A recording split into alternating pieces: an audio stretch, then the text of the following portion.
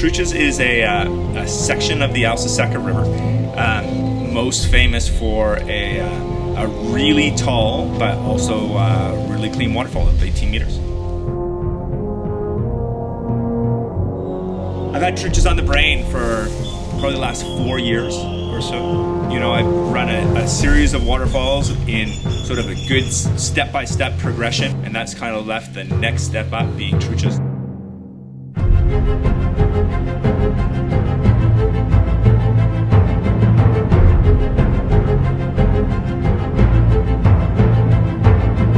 Getting to Truchas is half the adventure. So the way that it works is that we drive into about a kilometer or so away from the river. We then hike into the river. Once we finish that hike in, we need to rappel into the canyon. So that's right beside another like an 80-foot waterfall. So we rappel down. Once you're down at the bottom, you're covered in spray and mist. We then lower down around one rapid there, ferry across to the other side, and then be able to take a good look and scout the main Truchas drop.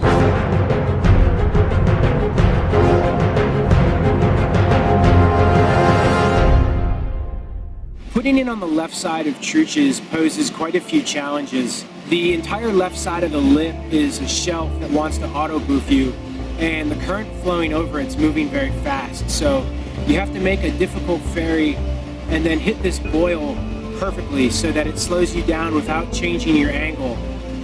Walls, and I have to get